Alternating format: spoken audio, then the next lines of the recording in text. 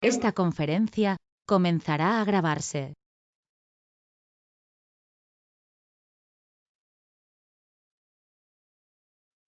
Buenas tardes a todos, mi nombre es Claudia Elena Escobar, soy abogada con posgrado en Derecho Contractual, Relaciones Jurídico-Negociales.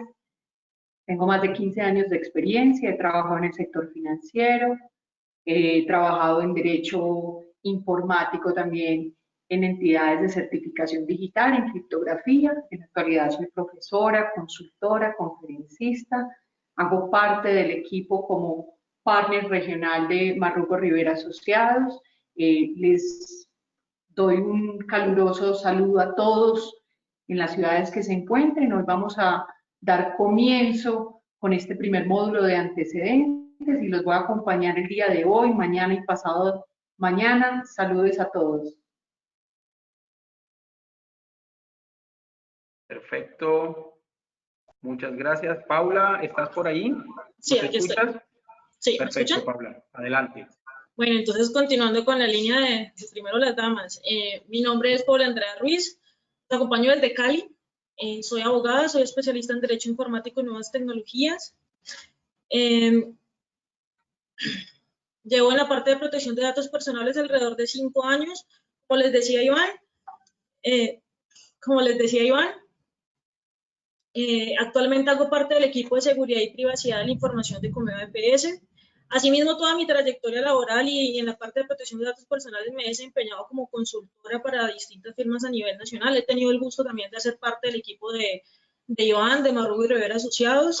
Los voy a estar acompañando en el módulo 3. Vamos a hablar sobre datos sensibles. Va a estar muy interesante. Vamos a hablar sobre el impacto del manejo de los datos personales con todo esto de la pandemia y un poquito sobre la necesidad de incorporar tecnologías y cómo vamos a afrontar el uso de las mismas en relación a la parte del manejo de los datos personales sensibles. Entonces, nos vemos más adelante.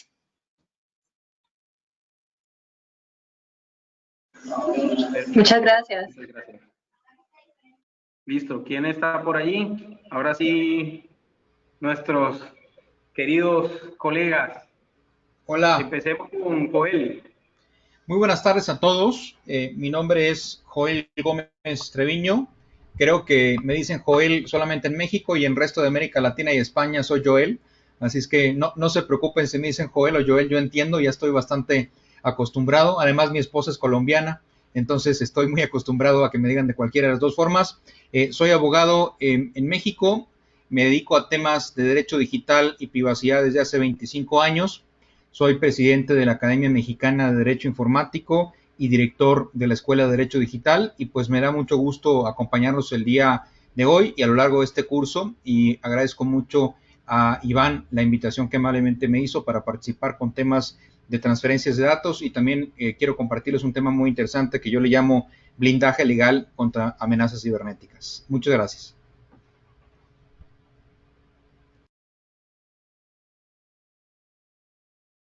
Perfecto. Bueno, Juajo, tu turno. Los extranjeros. Andrés, tú y yo quedamos para el final. ¿Qué tal? ¿Qué tal? Bueno, muy buenas tardes a todos. Mi nombre es Juan José de Besa. Soy gerente, soy administrador de empresas y consultor senior. Ya hace como 10 años que me dedico a estos temas. Soy gerente de la empresa GESDatos. Somos una empresa especializada en implementar software normativo y de gestión de cumplimiento y de riesgo. También somos partners de la firma Marrugo Rivera hace muchos años. Y bueno, por mi parte voy a impartir los módulos de seguridad de la información y sobre todo un módulo que sé que les va a interesar mucho, que es cómo trasladar toda esta gestión a sistemas informatizados, ¿vale? Herramientas de gestión normativa, de riesgo y cumplimiento. Entonces, bueno, pues muy encantado de acompañarlos en este curso. Perfecto. Andrés, ¿estás por aquí? Doctor Andrés Escobar, Andrés Contreras, perdón. ¿Qué tal? ¿Cómo están todos? Un placer saludarlos. Iván, gracias por la bienvenida.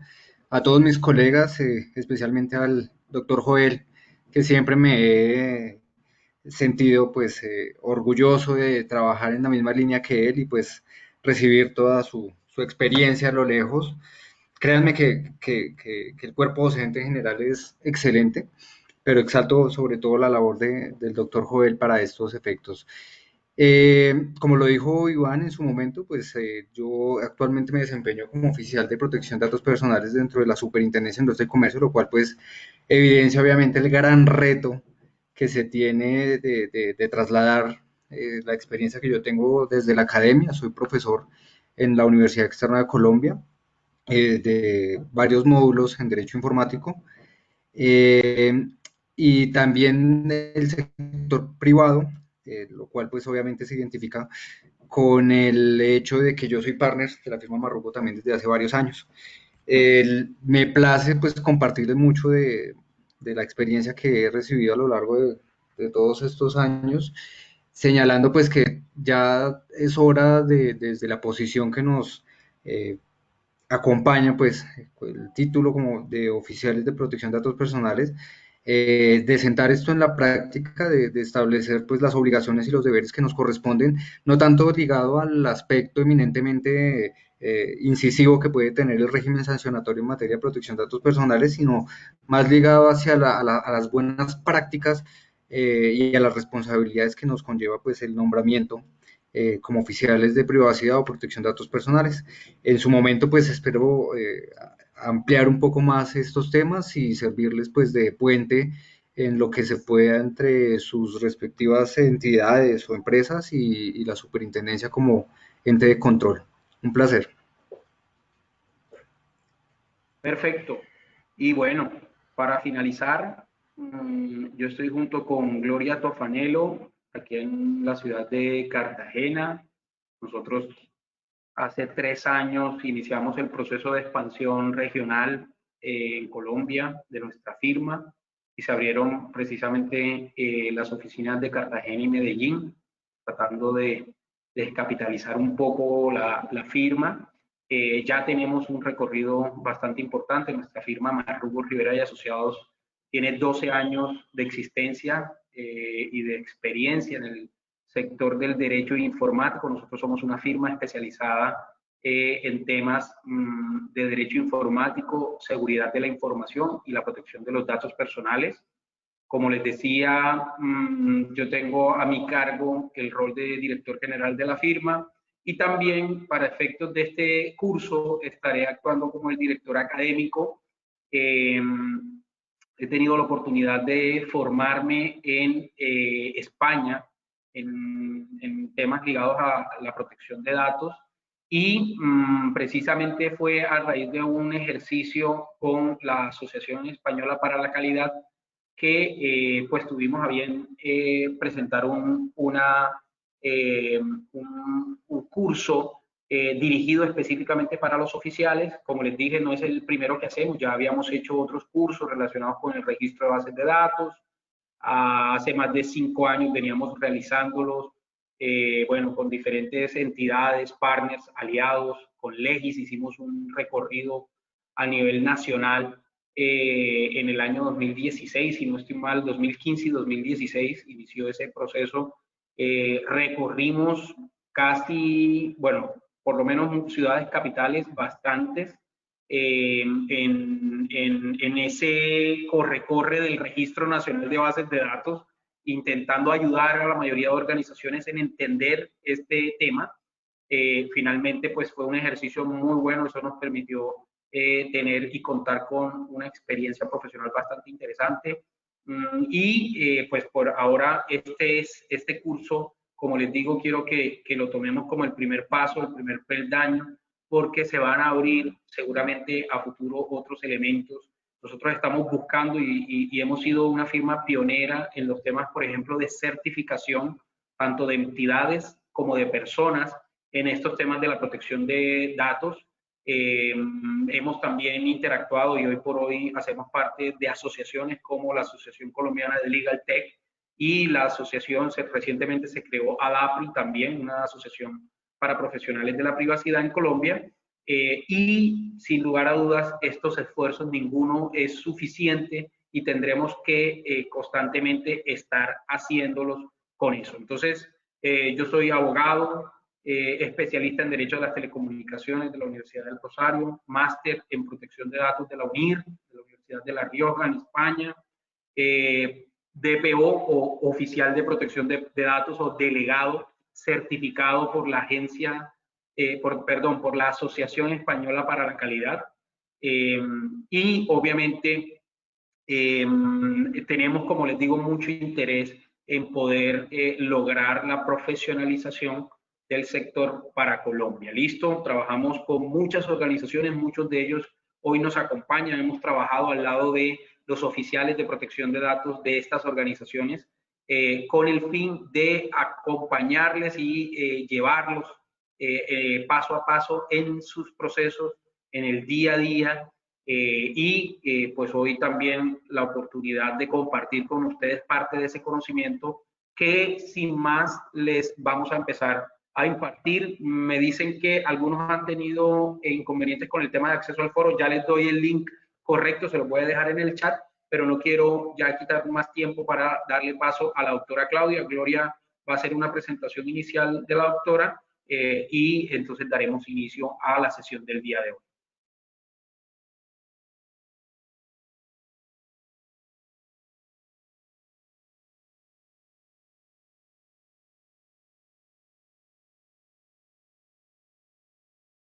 Bueno, vamos a dar inicio inmediatamente con la doctora Claudia. Doctora Claudia, estamos viendo su pantalla, ya está ahí en formato pantalla completa, entonces puede dar inicio, doctora. Muchas gracias.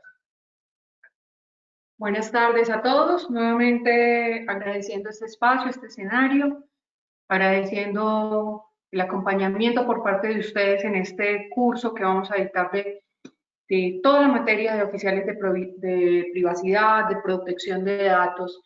Y ya entrando en materia, con el módulo 1 vamos a hablar de los antecedentes. Dentro del concepto de los antecedentes, cuando hablamos del derecho fundamental de protección de datos personales, debemos saber el por qué. ¿Por qué la importancia de un derecho fundamental?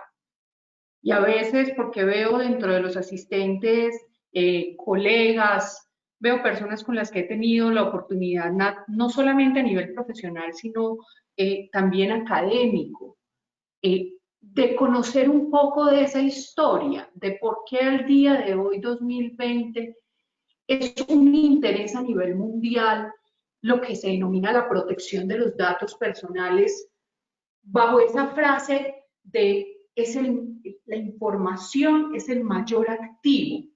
Entonces vamos a conocer en este primer módulo cuáles son esos antecedentes. Y para plantear los antecedentes del origen del derecho de protección de datos personales, que también lo vamos a denominar o lo hemos conocido como el habeas data, o también lo hemos conocido como la autodeterminación informática. Vamos en una primera instancia a ver históricamente cuáles son esos elementos que se dieron para que hablemos al día de hoy de un derecho autónomo. Después, en una segunda línea, vamos a hablar del plano regional.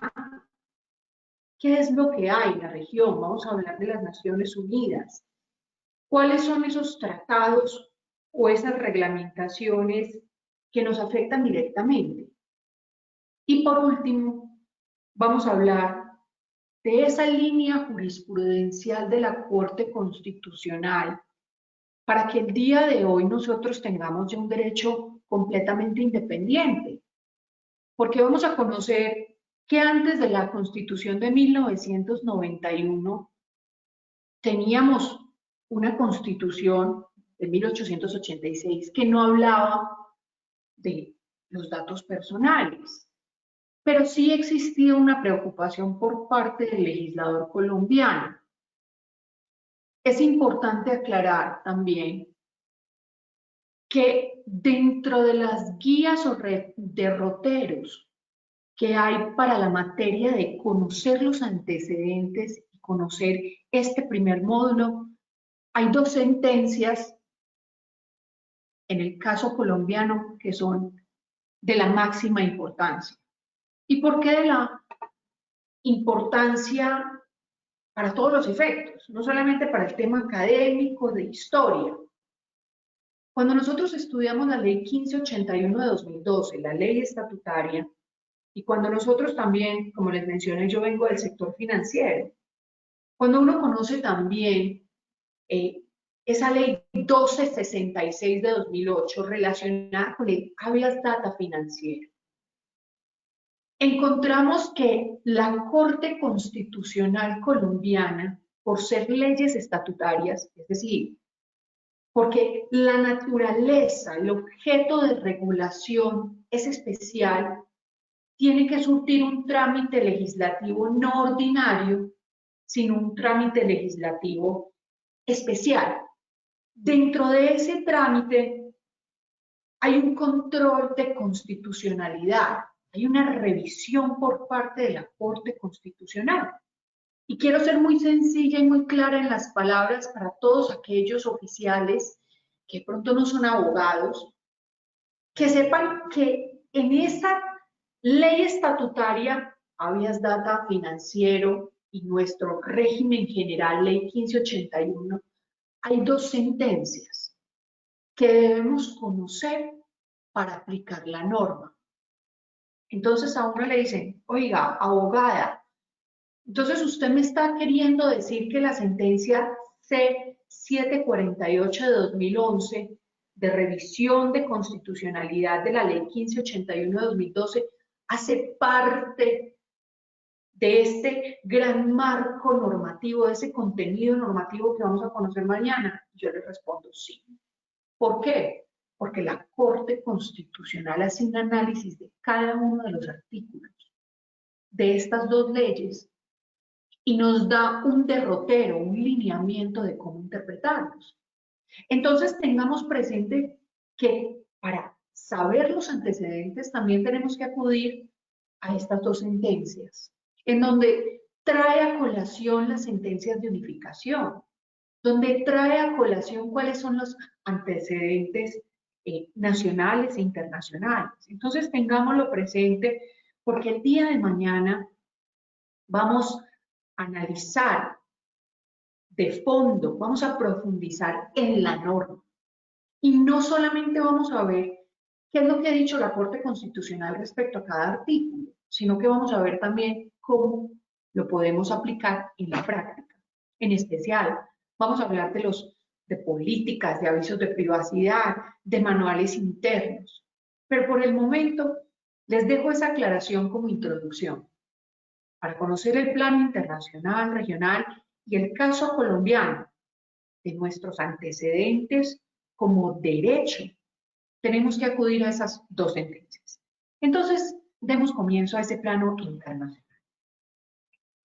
Para ubicarnos en lo que es el derecho de protección de datos personales, primero nos tenemos que ubicar en un momento histórico.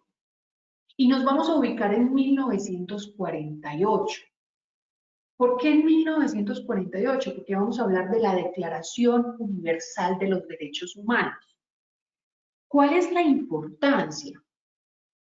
El derecho de protección de datos personales, también denominado autodeterminación informática, nace ligado al derecho de la intimidad. Entonces, cuando nace ligado al derecho de la intimidad, vamos a ver que la Declaración Universal de los Derechos Humanos de 1948, en su artículo 12, estableció que una persona debe ser protegida contra injerencias arbitrarias en su vida privada, familia, domicilio o correspondencia, así como de ataques contra su honra y reputación. En ese momento, el derecho a la intimidad nos da un derrotero que tiene también un hito histórico, y es que si estamos ubicados en el 48, nos sobra decir que los datos personales en ese tiempo tienen una importancia y esa protección reforzada del derecho a la intimidad tiene una importancia relacionada con un hito histórico, que es la Segunda Guerra Mundial. Y usualmente en la academia, en clase, mis estudiantes me preguntan, oye, profe, pero no hablábamos, en esos tiempos no hablábamos de un diluvio de datos, no hablábamos todavía con esa fuerza que hablamos ahora de tecnologías de la información, no hablábamos de lo que hablamos ahora, porque no estábamos todavía ubicados en las revoluciones industriales que conocemos al día de hoy, que vamos ya mucho más avanzado por esos cambios en la tecnología, la máquina de vapor, electricidad, computadores, ahora las denominadas TICs. Pero ¿dónde estaba el dato personal en ese momento? El dato personal no se encontraba en un medio electrónico. No era ese tangible que nosotros los abogados pensamos en el papel, en el corpus. En ese momento no hablábamos de estas tecnologías de información, pero ¿qué dato personal tenía que ser protegido y dónde estaba? Los datos personales que en ese momento fueron objeto posterior a la Segunda Guerra Mundial estaban relacionados con un dato personal que hoy, al día de hoy, por esa ley 1581 de 2012, lo catalogamos como un dato personal sensible, relacionada con la creencia ideológica, filosófica o religiosa. Entonces vean la importancia, es esta parte de decir, en el momento en el cual un dato personal que estaba a cargo de los gobiernos, y en especial del gobierno alemán, decía qué persona era judía. Ese dato personal que se encontraba en una base de datos física, en una base de datos que permitía saber cuál era la creencia de esa población y otras creencias y otras condiciones, porque no solamente fueron población objeto del genocidio de los judíos. Entonces, quiero reforzar que fue justo en esta Declaración Universal de los Derechos Humanos del 48 en donde el artículo 12 sale a proteger la intimidad y empieza a nacer una protección de la persona y de un dato relacionado con esa persona, con ese ser humano. Posterior a 1948, encontramos en el 50 también la regulación en el plano internacional y en especial en Europa del convenio, la regulación en el convenio para la protección de los derechos humanos y de las libertades fundamentales. Pero hay algo bien interesante de este convenio y es un artículo, es el artículo 8. ¿Por qué el artículo 8? Ya habíamos dicho que en la Declaración Universal de los Derechos Humanos, el artículo 12 protegía la intimidad de las personas. Pero en este convenio, el artículo 8 trae una salvedad. ¿Qué significa esto? Efectivamente, hay que proteger ese ámbito o esa vida privada, familiar, de cualquier injerencia. Pero en el 50 sale una salvedad en la cual se establece que se proscribe, se prohíbe la injerencia, salvo que esa injerencia, esa facultad de ingresar a ese ámbito personal deba estar prevista en la ley. Un principio claro de legalidad. Entonces, la excepción para ingresar en ese ámbito personal, familiar, debe estar en la ley y debe ser una medida necesaria. ¿Para qué? Para una seguridad nacional, una seguridad pública, un bienestar público, entre otros elementos. Entonces, quiero que se nos quede dentro de la memoria esa primera salvedad, entonces, en donde ya había posibilidad y donde hay posibilidad, que lo vamos a ver más adelante, porque también hay unas excepciones a la aplicación de la ley 1581 de 2002, y por allá nosotros vemos para la seguridad y defensa, seguridad nacional y defensa, para actividades de espionaje y contraespionaje. pero vamos a ver que también está mediado por unos principios.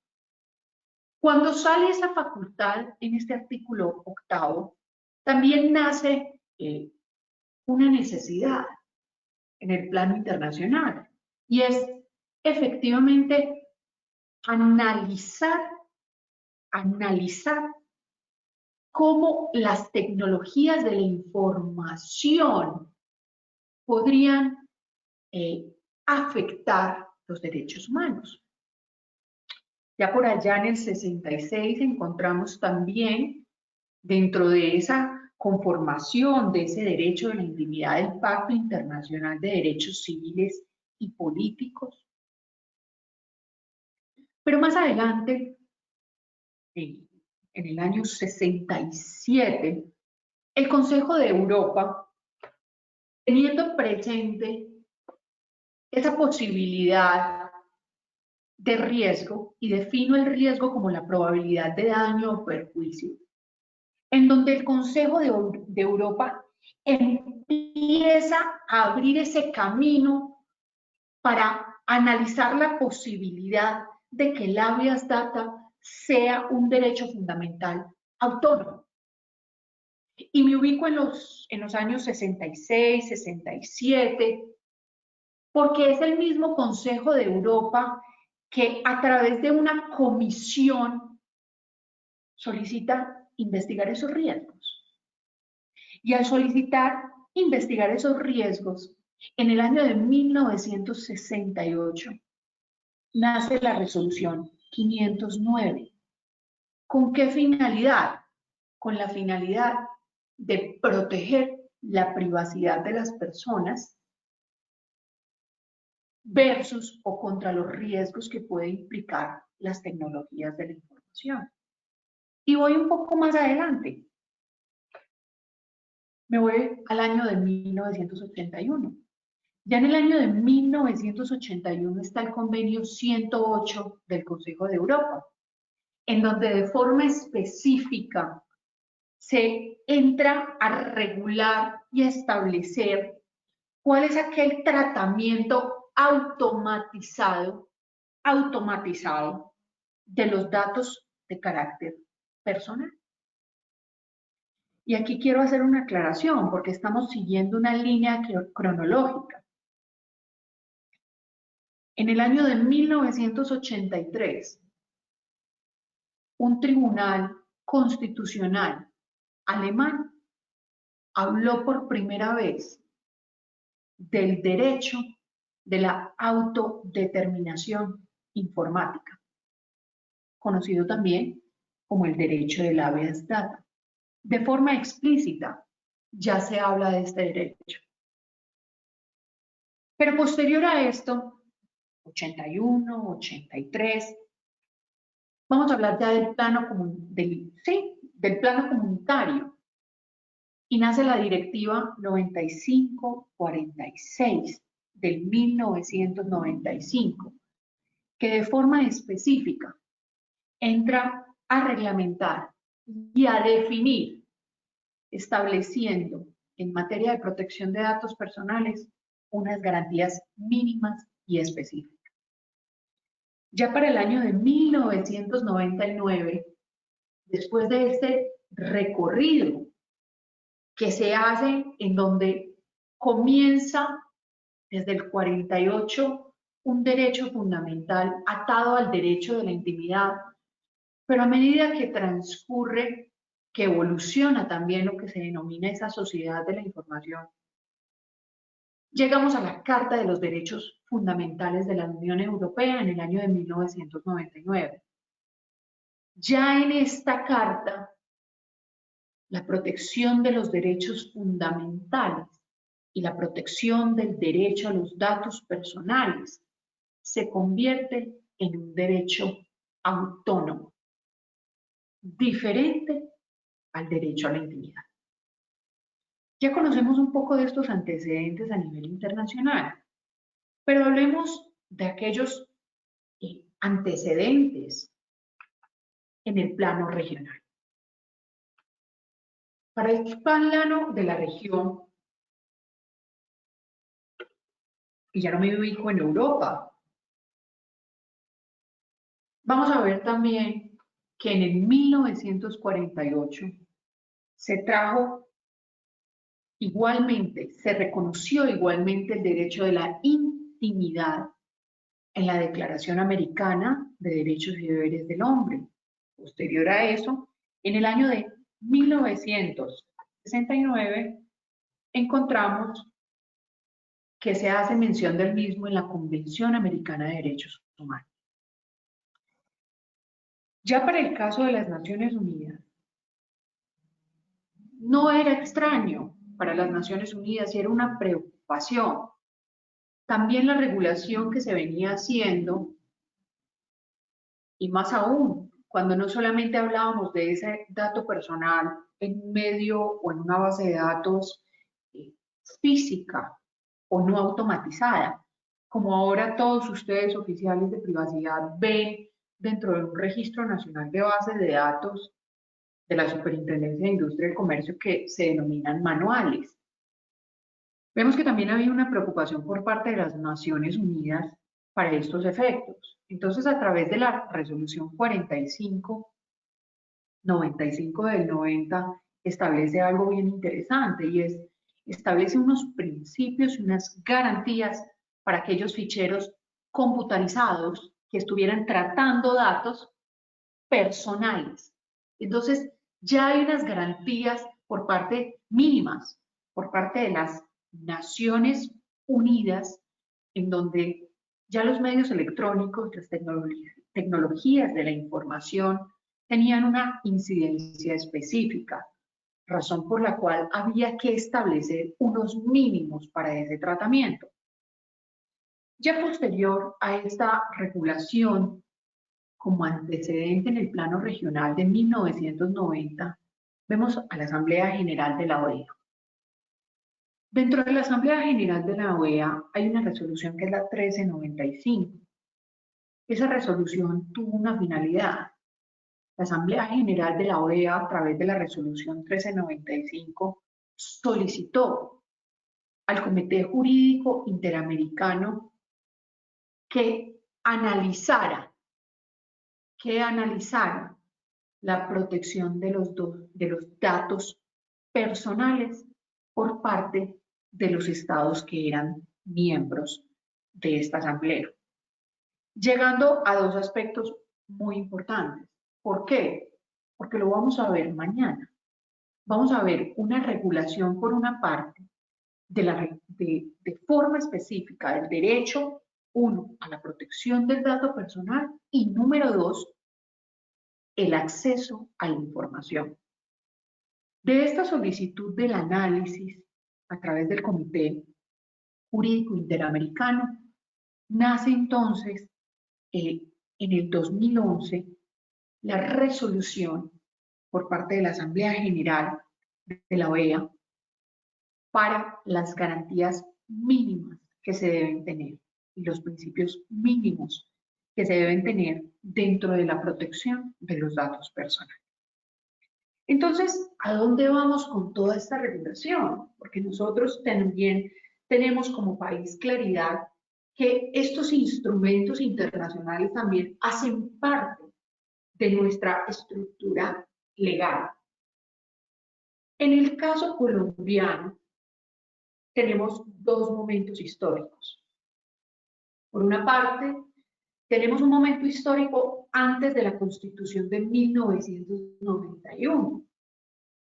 Y es la Constitución de 1991 la que hace referencia de forma explícita al derecho fundamental de protección de datos personales. Pero antes del 91 no teníamos una mención explícita de esto. Pero quiere decir que antes del 91 no existía una preocupación por parte del legislador colombiano en materia de protección de ciertos tipos documentales. Y la respuesta es sí existía una preocupación. De forma específica, antes del 91 encontramos normas que buscaron proteger ciertos datos. Por una parte, vamos a encontrar la Ley 23 de 1981. Y aquí vamos a hablar de un tipo documental que es la historia clínica. Y la historia clínica sé que es parte de los módulos que van a ver más adelante. Vamos a hacer solamente una mención. Desde el 81, antes de la Constitución del 91, la historia clínica es catalogada como un documento privado sometido a reserva. Documento privado sometido a reserva. Entonces, quiero que veamos también la importancia de la existencia de normas especiales que regulan ciertos tipos documentales. ¿A dónde voy con esto? Hay un tipo documental que son las historias laborales, para los que trabajan y para los que hemos tenido la oportunidad también de trabajar con archivística en materia manual o automatizada. Conocemos que la historia laboral es un tipo documental que, vía conceptos del Archivo General de la Nación, entidad que marca los derroteros en la archivística en el país, establece que debe tener una retención entre 80 y 100 años. ¿Será que los datos personales que están ahí también van a tener una protección, sabiendo que en la historia laboral hay muchísima información?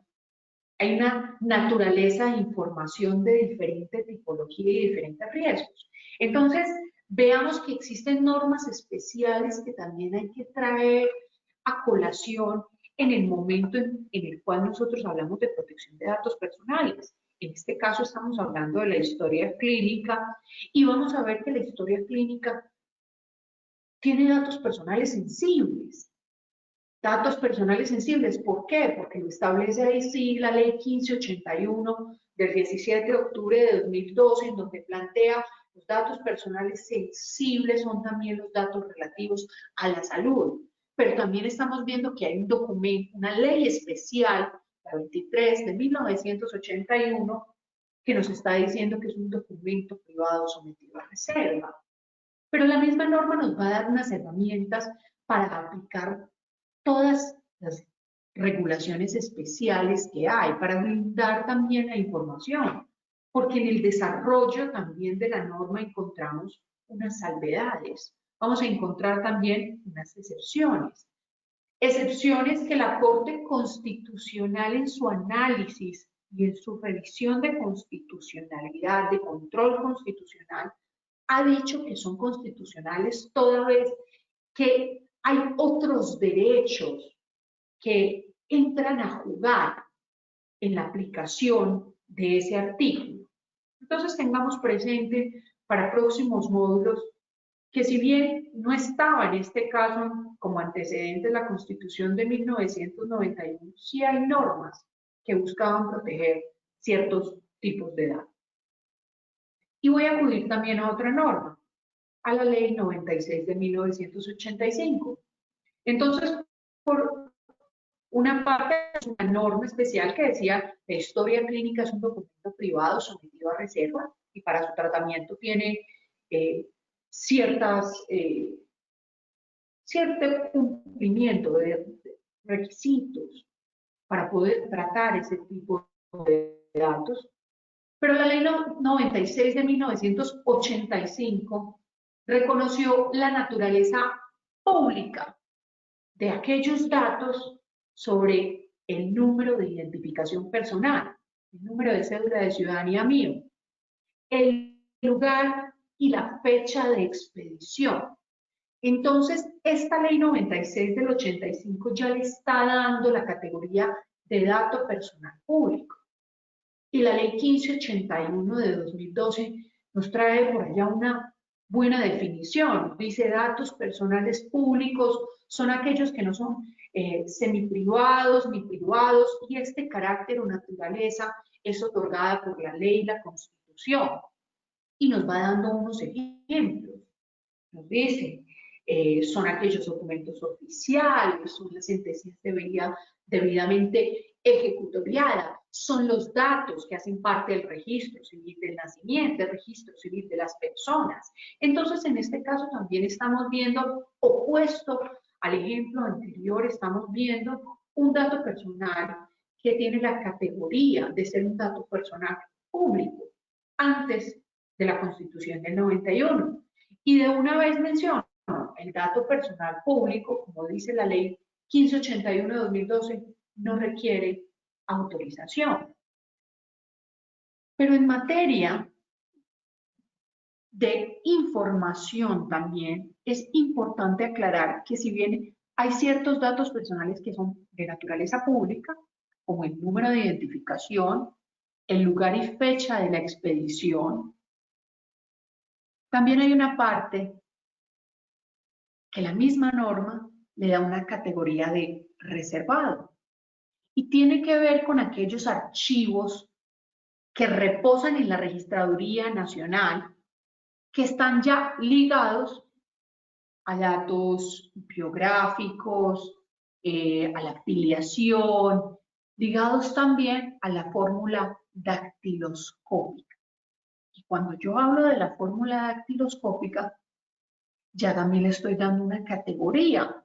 ¿Por qué? La ley 96 del 85, norma especial, nos da un lineamiento, pero si nosotros vamos a la ley 1581 de 2012, también vamos a ver que hay un dato personal sensible que se denomina la biometría. La biometría, la identificación de una persona a través de los rasgos físicos o del comportamiento, un estudio mesurativo. Entonces, vamos a conocer en este curso que existen diferentes elementos biométricos y que tienen una categoría de dato personal sensible. Dentro de la biometría oficiales, nosotros hemos visto muchísimos temas de biometría con todo lo que tiene que ver con las imágenes, con la captura de imágenes a través de videovigilancia, fotos, la captura biométrica. Y en estos tiempos de pandemia no nos ha preocupado tanto la captura biométrica de la huella dactilar. ¿Por qué? Porque por allá la Superintendencia de Industria y Comercio no hace mucho por todo este tema de salud, de emergencia sanitaria, llamémoslo por su nombre. La Superintendencia de Industria y Comercio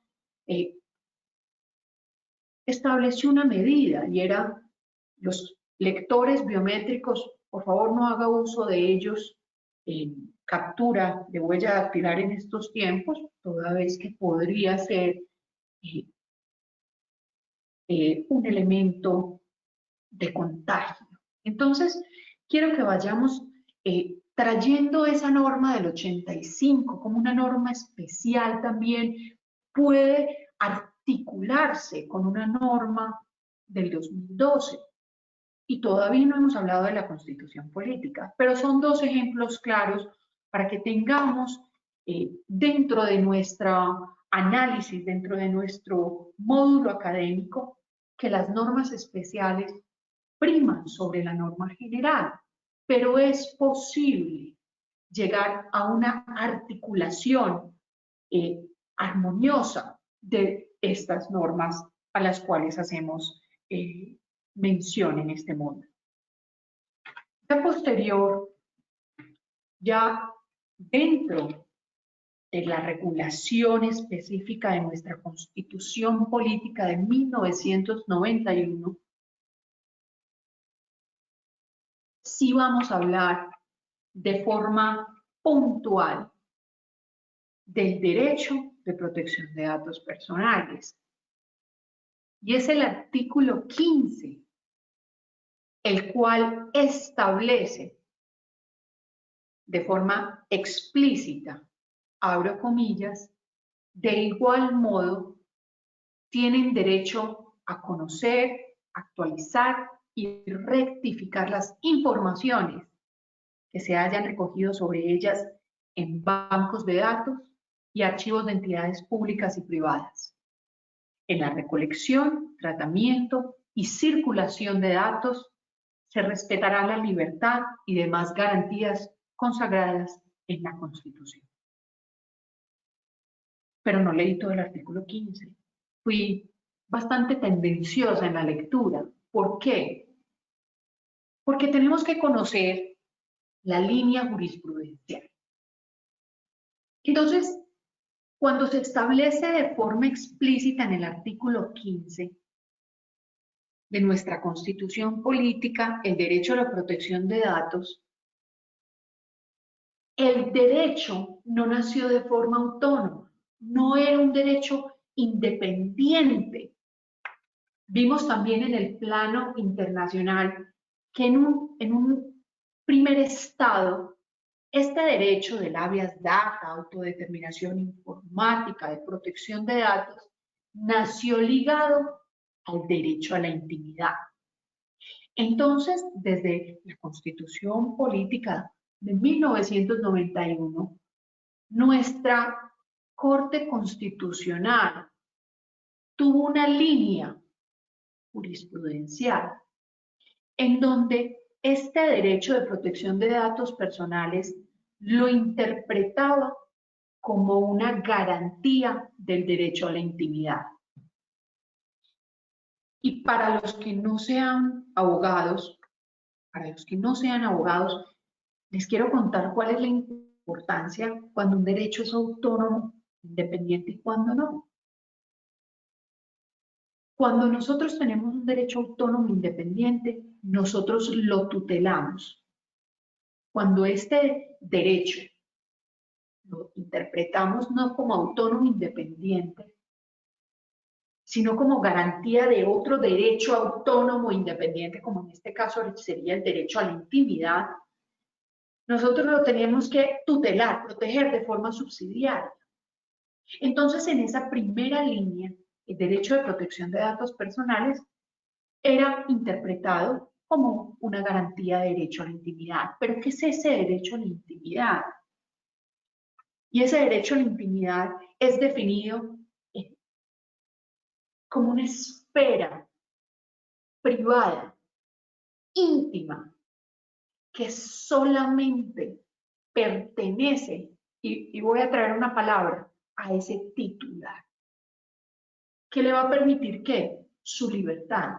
¿Qué le va a permitir qué? Su libre desarrollo de la personalidad.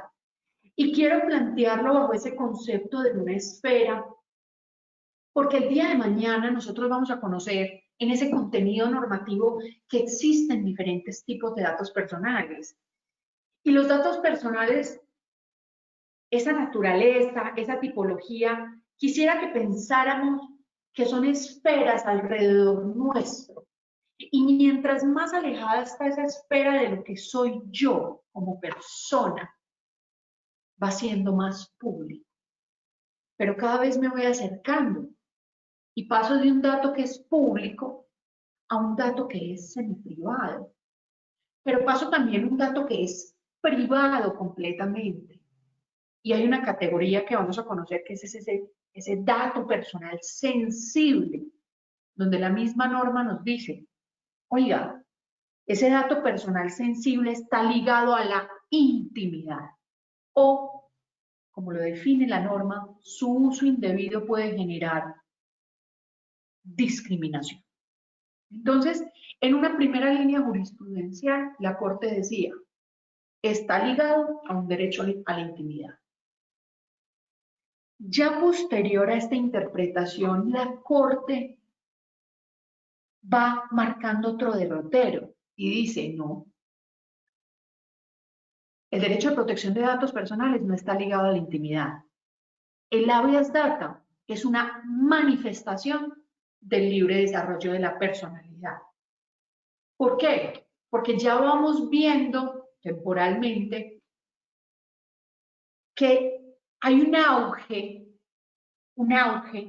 en el uso de los medios electrónicos. En especial vamos a encontrar un hito como es el hito en tecnología, en derecho informático, que es Internet. Entonces, por allá, finalizando la Guerra Fría, Estados Unidos, Unión Soviética, un proyecto de defensa en donde lo que se buscaba era enviar información en paquetes de un punto A a un punto B, pero después esa línea, esa red, empieza a traer redes también, no solamente para fines militares, sino también se traen las redes de las universidades y empieza a transmitirse información de diferentes partes y esa red de redes empieza a crecer, sigue creciendo por allá, si no estoy mal, en el 74, el boom del correo electrónico, después IP, el protocolo de Internet, y por allá en los 80 vemos ese auge de www, de esa búsqueda. Entonces encontramos que también muy alineado, esa manifestación del libre desarrollo de la personalidad nos permite a nosotros la capacidad de buscar bajo ese concepto una libertad y una posibilidad de autodeterminarnos, de saber cuáles son esos datos personales nuestros que son objeto de tratamiento. Sin duda alguna, libre desarrollo de la personalidad, libertad, autodeterminación. Pero posterior a esa segunda línea de interpretación, ya paso de una garantía a la intimidad, 2, como una manifestación del libre desarrollo de la personalidad. La Corte Constitucional por allá, en 1995, saca una tercera línea de interpretación, en donde ese derecho de protección de datos personales no tenía que ir ligado a un derecho autónomo, ni la intimidad, ni el libre desarrollo de la personalidad. Hay una tercera línea jurisprudencial de interpretación donde la Corte Constitucional reconoce al habeas data como un derecho autónomo, lo que significa que yo lo puedo tutelar directamente, sin ser subsidiario de otro derecho. Y aquí quiero mencionar 2 elementos. Esta es la línea de interpretación que desde el 95 ha prevalecido. Es un derecho autónomo. Y la Corte Constitucional, abro comillas, estableció, mejor, manifestó, es el reconocimiento del derecho al habeas data, identificado como un derecho fundamental autónomo, tanto en el plano nacional como internacional, persigue la protección de los datos personales en un mundo globalizado, en el que el poder informático es creciente. Cierro comillas. La importancia también, oficiales, DPOs, oficiales de privacidad, oficiales de protección, me dirijo a ustedes, es la importancia que recae en un mundo globalizado, en donde nos encontramos en una situación de pandemia, en una situación completamente diferente a lo que todos hemos vivido, en donde ese diluvio de datos, como lo denominó la Corte Constitucional, nos lleva a que migremos, en unos casos por obligación, a los medios electrónicos, en donde la data, en donde la información es vital, pero no podemos desconocer, oficiales, que es un derecho fundamental, autónomo, que tiene una protección desde la naturaleza internacional a través de tratados, desde el plano internacional, sino una protección también desde nuestra Constitución política. Constitución política en su artículo 15, que después fue objeto de reglamentación por la ley 1581 de 2012, la cual conoceremos mucho más a fondo el día de mañana. ¿Cómo define entonces en estas sentencias, cómo se definió ese habeas data? Entonces vemos que ya dentro de nuestros antecedentes internacionales, nacionales, antes del 91, posterior al 91. La Corte, en una de sus sentencias, lo define, abro comillas, como el derecho fundamental al habeas data, es aquel que otorga la facultad al titular del dato personal, hago un paréntesis, titular, dueño del dato personal, como nos dice la Ley 1581-2012, de exigir a los administradores de datos personales el acceso, la inclusión, exclusión, corrección, adición, actualización, certificación de los datos, así como la limitación en las posibilidades de divulgación, publicación o cesión de los mismos, conforme a los principios que informan el proceso de administración de bases de datos personales. Cierro comillas.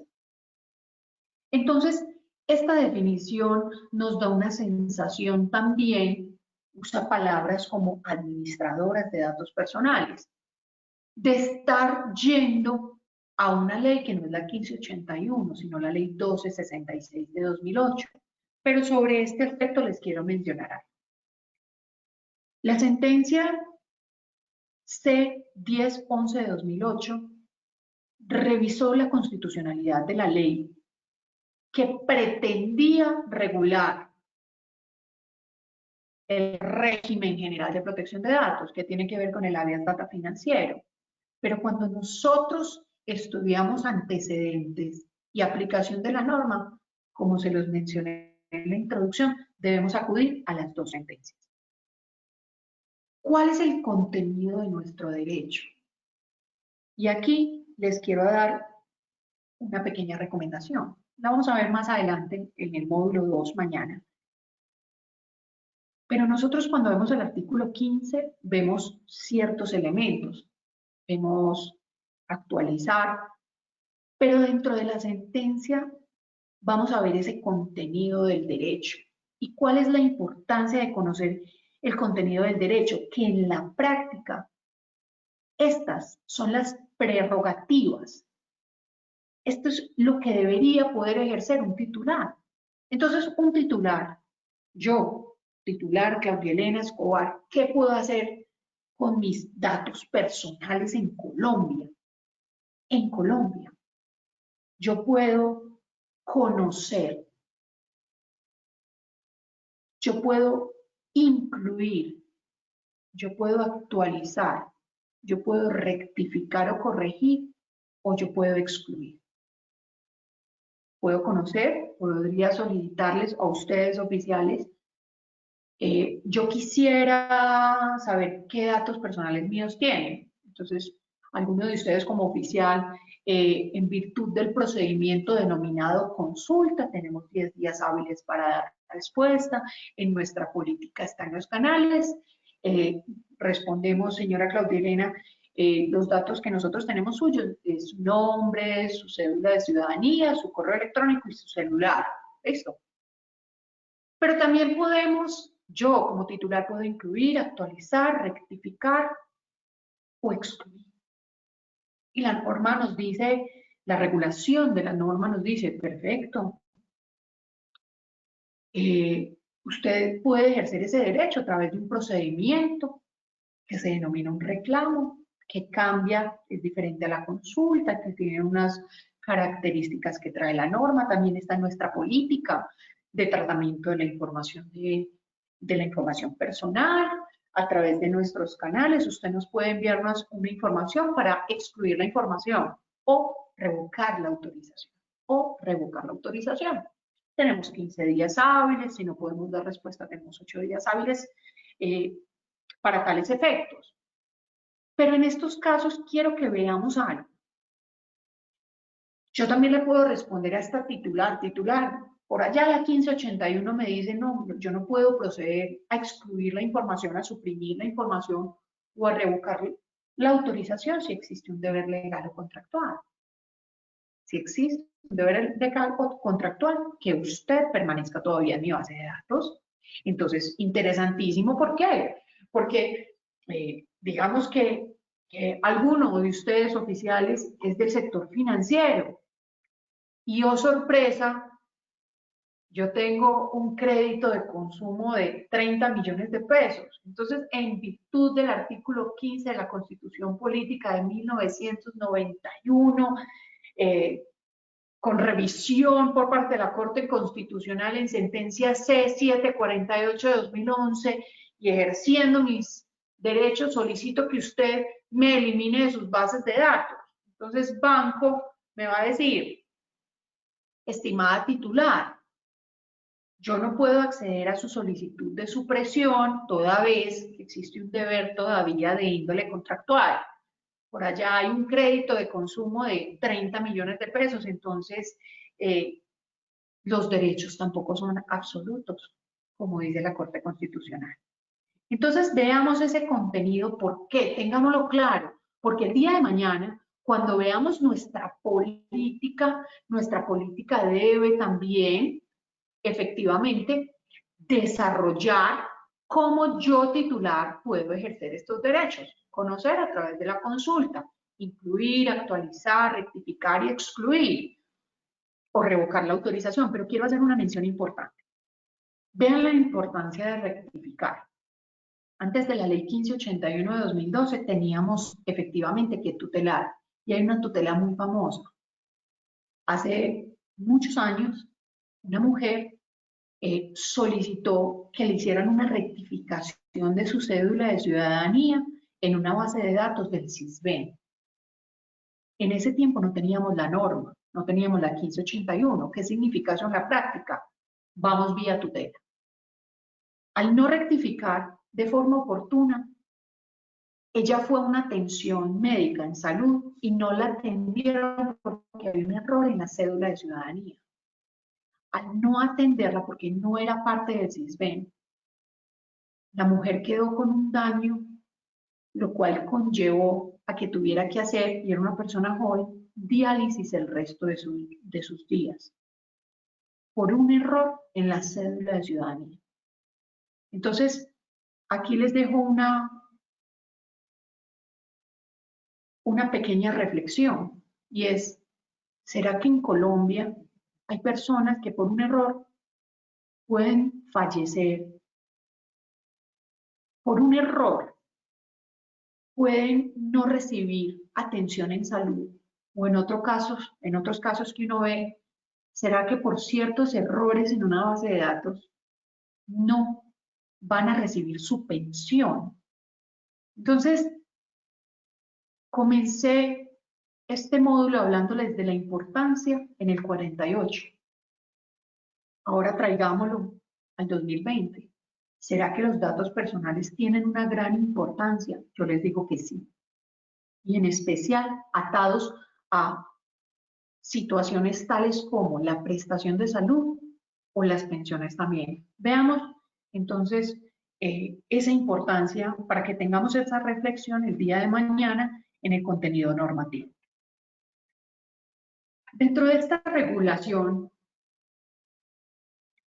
y dentro de estos antecedentes, vamos a encontrar que en materia de protección de datos personales hay, en especial, se dan dos modelos, pero ya vamos a hablar de tres modelos de protección. Hay un primer modelo de protección de los datos personales, que es el sistema europeo, que es un modelo centralizado. ¿Qué significa un modelo centralizado? Un modelo centralizado es, para el régimen de protección de datos personales europeo, cualquier tratamiento de datos personales, tratamiento. Y traigo a colación la definición que nos dice la norma. Cualquier actividad u operación relacionada con datos personales. ¿O qué haga yo con datos? Cualquier tratamiento de datos personales en sí tiene un riesgo. Per se tiene un riesgo. Por lo cual, este modelo centralizado establece que deben existir unos principios y unas garantías mínimas para el tratamiento de los datos personales. Pero adicional a ese modelo centralizado en donde cualquier tratamiento puede traer un riesgo, en donde deben existir unas garantías mínimas, también debe existir una entidad autónoma, independiente, descentralizada, que tenga una función de vigilancia. Una función de vigilancia en esos tratamientos y en esas garantías. Modelo europeo denominado centralizado. De forma contrapuesta a este modelo centralizado, tenemos un modelo que se denomina el modelo sectorial. Y este modelo sectorial lo vemos más en el sistema anglosajón. ¿Cómo está ese modelo de regulación? Ese modelo de regulación establece que no cualquier tratamiento tiene un riesgo. No. Depende del tipo de dato. Del tipo de dato que sea objeto de tratamiento, pero también del sector. Entonces, en este modelo sectorial vamos a encontrar una característica, que dependiendo del sector, del tipo de dato, hay diferentes normas sectoriales. En el caso norteamericano, por ejemplo, vemos que hay una ley federal de lo denominado el Privacy Act del 74, si no estoy mal, pero posterior hay regulaciones también específicas de las comunicaciones por Internet, de la privacidad en regulación bancaria y en información bancaria, entre otros. Entonces, este modelo sectorial nos establece que depende del tipo de datos y del sector que sea objeto de tratamiento. ¿Qué se da en el caso colombiano? Nosotros en el caso colombiano tenemos con esta regulación, con la regulación en materia de protección de datos personales, un modelo de protección híbrido. Tenemos parte del modelo centralizado en donde efectivamente hay unas garantías y unos principios mínimos que se deben dar cumplimiento, que los conocemos dentro de la Ley 1581 de 2012, principios como libertad, finalidad, legalidad, confidencialidad, seguridad, veracidad o calidad de los datos, entre otros, en donde hay unas garantías mínimas, pero también hay una entidad centralizada, autónoma, independiente, una entidad que vigila, que en este caso es la Superintendencia de Industria y Comercio a través de su delegatura de protección de datos personales, en donde también hemos encontrado unas regulaciones específicas a través de las circulares, en donde nosotros también como oficiales tenemos que hacer unos reportes. El día viernes venció, si no estoy mal, también una actualización de las bases de datos. Entonces, por un lado tenemos una línea que es centralizada, pero también tenemos una línea sectorial. Es decir, existen normas especiales, específicas, que regulen ciertos tipos de datos personales. Claro. ¿Cuál es la más evidente? La Ley 1266 de 2008. ¿Qué es la Ley 1266 de 2008? Es una norma sectorial que reguló de forma específica el habeas data financiero, aquellos datos personales que tienen como finalidad calcular el riesgo crediticio de los titulares o de las personas. Entonces, en el caso colombiano, tenemos un modelo de protección híbrido. Vamos a hacer una pequeña mención, ya que estamos hablando de una ley sectorial. La ley 1266 del año 2008, cuando sale esta ley estatutaria, la ley tenía como finalidad ser el régimen general de protección de datos personales. ¿Qué pasó? ¿Por qué 2008 después 17 de octubre de 2012, ley 1581? Cuando la Corte Constitucional hace la revisión, ese control de constitucionalidad de esta ley, de este proyecto de ley estatutaria, la Corte Constitucional en su sentencia C 1011 de 2008 dice lo siguiente: si bien es cierto era una norma que buscaba ser una ley general, cuando la Corte analiza esta norma, observa que lo que se desarrolló dentro de la norma fueron unos estándares básicos de protección para el dato financiero y comercial, que estaban destinados ¿a qué? A calcular el nivel de riesgo crediticio de las personas. Entonces, quiero dejar esa aclaración, porque si ustedes, usualmente oficiales, esta pregunta se da mucho en la práctica. Cuando un área de nuestra organización nos dice, no, es que esta información del historial crediticio la tengo como base de datos. Cuando nosotros vemos esa naturaleza, ya sabemos que existe una ley especial que rige ese tipo de base de datos. ¿Cuál es? La ley 1266 de 2008. Y si nosotros vemos la ley 1581, dentro de las bases de datos exceptuadas, lo van a ver un poco más adelante, dice ámbito de aplicación, serán exceptuadas de la aplicación de la ley 1581, si no estoy mal, artículo 2, las que sean reguladas por la ley 1266 de 2008, las que tengan una norma especial. Es cierto, al final de ese artículo nos dice, parágrafo, los principios sí aplicarán a todas las bases de datos. Claro, los principios de libertad, de legalidad, de finalidad, de veracidad.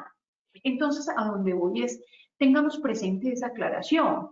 En nuestro modelo de protección de datos personales tenemos un régimen general para todos los datos personales, es la ley 1581-2012, pero para el habeas data financiero, la norma que regula ese tipo de datos es la ley 1266 de 2008.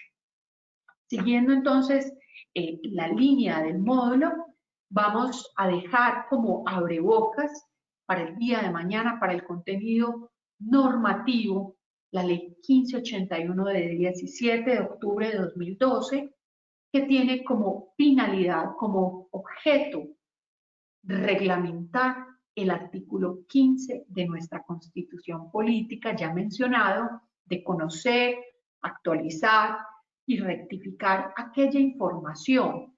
Hay tres aspectos entonces que vamos a mirar para aplicar esta ley 1581, es que efectivamente existan datos personales definidos como cualquier información vinculada o vinculable a una persona natural, a una persona de carne y hueso. Soy bastante coloquial, es porque efectivamente la Corte Constitucional dice, la 1581, en principio aplica a personas naturales. En el caso de la ley 1266 de 2008, la Corte Constitucional en la sentencia sí fue explícita al decir, la 1266 aplica para personas naturales y jurídicas. ¿Listo? Número 2, datos personales, que existan datos personales que estén registrados en bases de datos que los haga susceptible de tratamiento, bases de datos que ya sabemos que pueden estar en un medio manual o en un medio automatizado. Y número 3, que sean objeto de tratamiento por parte de entidades públicas o privadas. Entonces, siguiendo claramente nuestros tiempos, les doy las gracias por esta primera sesión, por este primer módulo. Le pregunto a Gloria o a Iván, al doctor Iván, recibí 3 preguntitas. Si abro un escenario de preguntas. Sí, doctora Claudia, relacionadas con esta sesión del día de hoy, podemos, entre los asistentes, revisar si tenemos alguna inquietud. Nos las pueden hacer directamente en el chat o bien activar su micrófono y su cámara y participar de manera directa.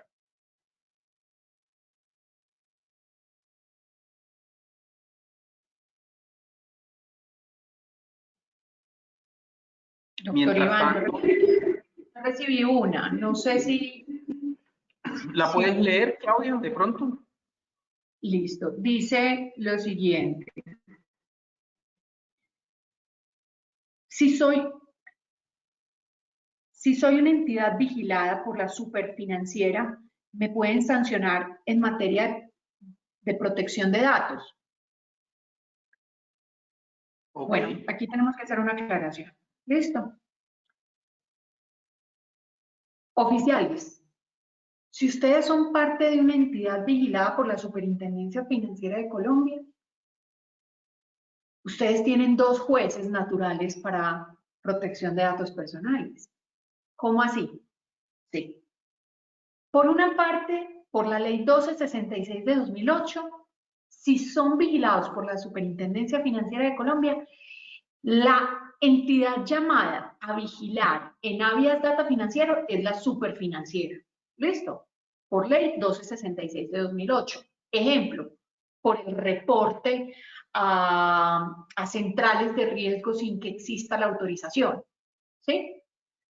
Pero ahora bien, en cuanto a una sanción por un tratamiento de datos personales diferentes al habeas data financiero, el juez, lo hablo en el sentido más amplio, digamos, la entidad llamada a investigar y a sancionar si son del sector privado, es la Superintendencia de Industria y Comercio. Entonces, lo que significa en la práctica es, a ustedes les aplican los 2 regímenes, tanto la Ley 1266, Vigilancia Super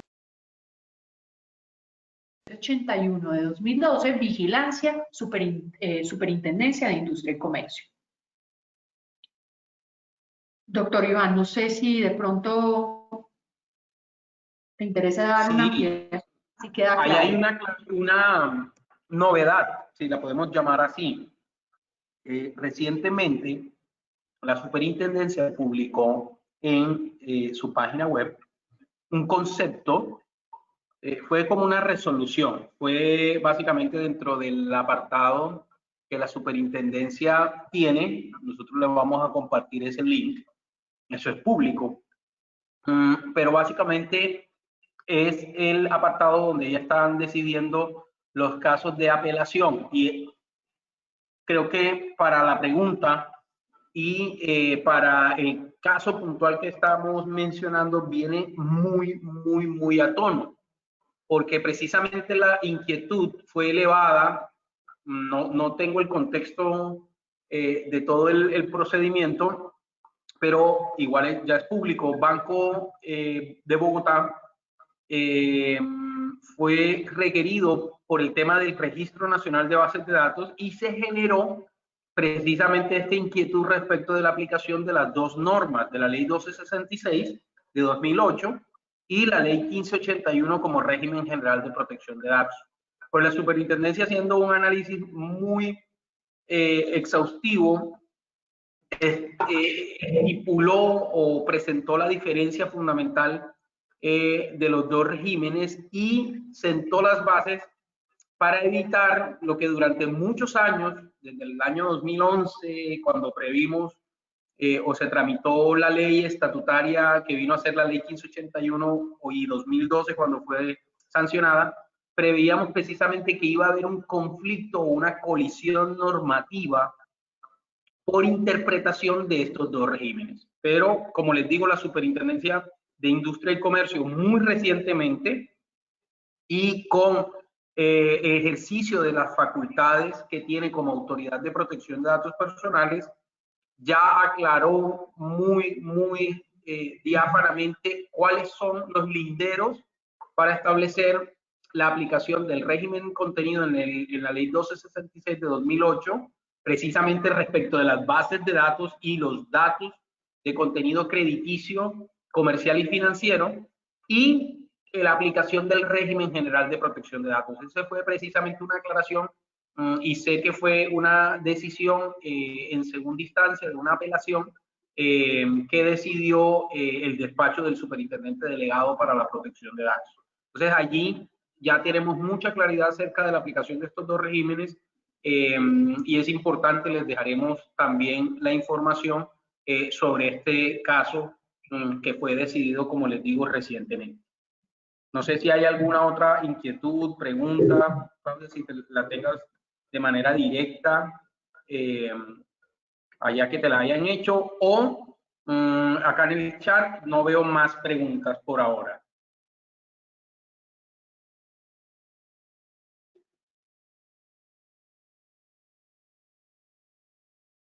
Por aquí no he recibido más.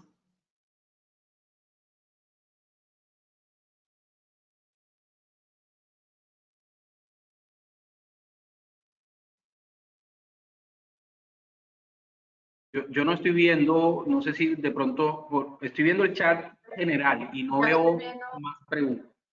¿Tienes otra? Veo una pregunta. Buenas tardes. En caso de presentarse una reclamación por parte de una persona jurídica invocando derechos a través de la 1581, ¿estamos obligados a responder o podemos omitir esta responsabilidad? ¿Qué nos dice la Corte Constitucional respecto a las personas jurídicas en materia de la Ley 1581-2012?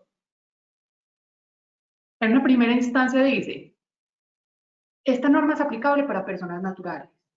Por excepción, podría una persona jurídica invocar el derecho a la protección de los datos personales. Dato personal, el dueño es el titular, pero una persona jurídica podría buscar la tutela cuando se da cuenta que dentro de esta personalidad, de esta ficción, se le están vulnerando los datos personales a los que hacen parte, digamos, de esta ficción, de esta persona jurídica.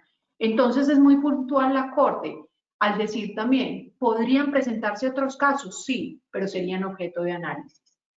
¿Qué se sugiere en este caso? Primero, ¿será que esta persona jurídica está invocando derechos es porque está protegiendo los derechos de los titulares de aquellas personas que hacen parte de esa persona jurídica? Es la primera pregunta. Número 2, uno diría, no le voy a dar respuesta, no le doy respuesta. Entonces también uno piensa, ¿hasta dónde podría existir un riesgo para un titular? Pero en primera instancia la Corte Constitucional dice, es para personas naturales, las excepciones de personas jurídicas son muy puntuales. ¿Listo? Si hay un análisis de riesgo frente a un titular, la recomendación es que den respuesta sin vulnerar derechos de otros. Doy un ejemplo. Una persona jurídica me dice, vía consulta, o sea, procedimiento de consulta, de conocer, yo persona jurídica solicito que usted me informe qué datos personales tiene de fulanito, peranito, etcétera. Ahí yo estaría vulnerando el dato personal de esos titulares. ¿Cuándo tengo certeza? ¿Me hago entender? Entonces, hay que hilar un poco más fino cuando esa persona jurídica está solicitando invocando un derecho. Veo otra pregunta, Iván, dice, ¿quién no está obligado a cumplir con la ley de datos personales y quiénes están obligados? Entonces, eso es parte del contenido del módulo número 2 del contenido normativo. Pero vamos entonces a conversar. La norma establece lo siguiente. La ley 1581 de 2012 aplica para todas las bases de datos físicas o automatizadas, ¿sí? Por parte de entidades públicas o entidades privadas. Pero más adelante establece cuáles bases de datos están exceptuadas de aplicación de la norma. Doy unos casos. Bases de datos que están en un ámbito personal, familiar o doméstico.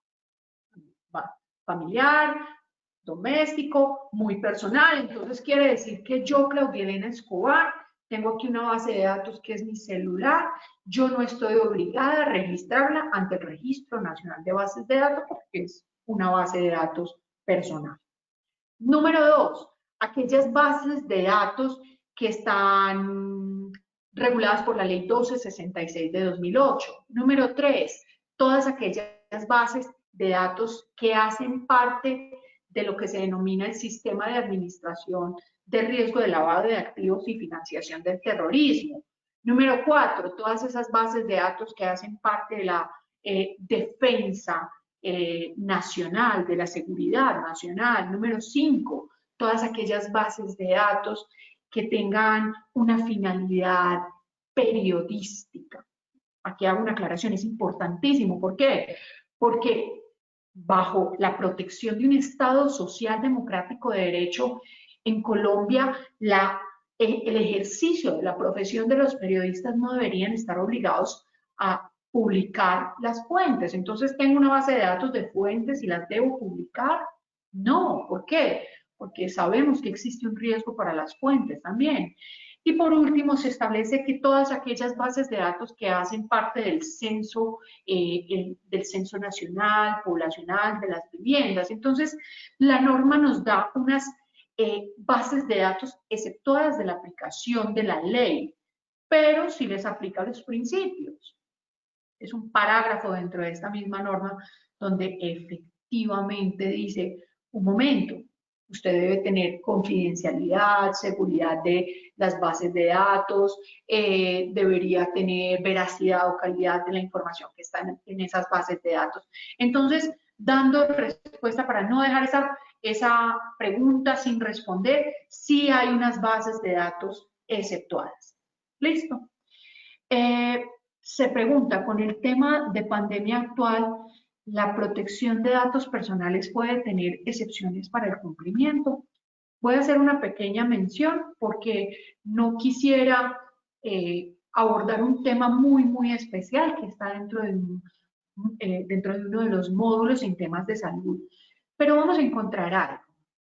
Dentro de la regulación de la Ley 1581 de 2012 también hay unos momentos en donde, por ejemplo, se permite el tratamiento de datos personales sensibles.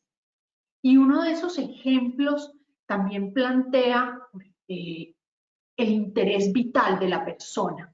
Entonces, sí, hay ciertas excepciones que la misma Corte Constitucional en su análisis dice, claro, como hay otro derecho que también entran a chocar, ningún derecho es absoluto, hay que mediarlo, pero hay unas reglas más estrictas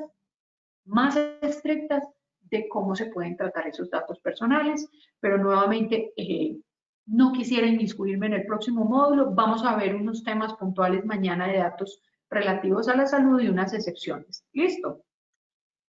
Se pregunta, perdón un momentico, se pregunta, esta pregunta está muy interesante, se hace una aclaración, se dice, el alcance del curso podrá entregarnos información referente a la contratación de servicios en la nube. La pregunta es por parte del señor Carlos Alberto Sepúlveda Ramírez.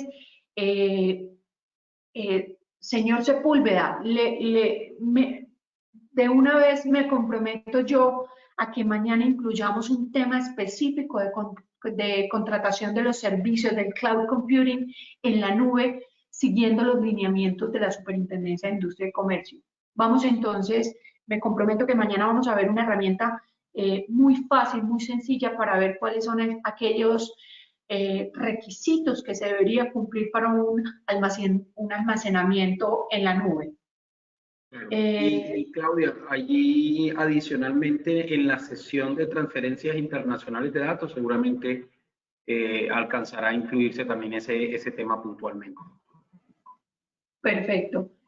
Se pregunta el link de la resolución de la SIC sobre la ley 1581 y cuándo aplica entidades financieras. Doctor Iván, se los remitimos también dentro de ya lo compartieron. Aquí mismo Ana María Martínez muy amablemente lo compartió, pero va a estar incluido dentro del material complementario que vamos a tener precisamente tanto en el foro como en nuestra plataforma. En la plataforma virtual la van a encontrar. Ya tengo el PDF de la resolución y el día de mañana, junto con esta presentación, el video de la sesión de hoy y el material complementario, ustedes lo van a encontrar en la plataforma, ¿vale? En el aula virtual. Perfecto. El señor Ronald A. Telles pregunta en qué sentencia se reconoce la protección de datos como derecho fundamental autónomo. Vamos a encontrar varias sentencias y vamos a encontrar una sentencia de unificación. Yo también puedo remitir toda la información como parte del lineamiento y de los, sí, como parte del módulo de antecedentes con todas las sentencias, pero inicialmente donde encontramos ese compilado regulatorio, donde nos da esa línea cronológica de la sentencia C748 de 2011. Yo lo voy a anotar en el chat. Perfecto. Y con eso vamos a ir cerrando. Doctora Claudia, como les decía, sin perjuicio de que podamos retomar estos temas, estas inquietudes, en el chat también del foro vamos a tener oportunidad de plantear. La idea es precisamente que lo hagamos como un ejercicio de retroalimentación, un ejercicio de constante ida y vuelta en estas temáticas que les interesan a ustedes. Entonces, como les recordaba, mañana, ya en la mañana ustedes van a encontrar esta sesión del día de hoy grabada, van a encontrar la presentación para material de estudio y la documentación complementaria que iremos aportando a medida que vamos desarrollando cada una de las sesiones. ¿Listo? Por el día de hoy les agradezco. Vamos a cerrar el día de hoy nuestra sesión viéndonos o comprometiéndonos para mañana a las 5 de la tarde encontrarnos nuevamente para la sesión 2 del módulo 1 que estará a cargo de la doctora Claudia y que precisamente va a analizar el contexto normativo colombiano en materia de protección de datos. Les agradezco mucho su participación el día de hoy. Doctora Claudia, muchas gracias y entonces muy buena tarde para todos y nos estamos conversando. Muchas gracias. Muchísimas gracias a todos. Que tengan una feliz noche. Gracias. Buenas noches, gracias. Muchas gracias. Vale, muchas Gracias. gracias. Muchas Gracias a todos. Gracias, hasta Muchas luego. gracias. Hasta luego, gracias. Gracias.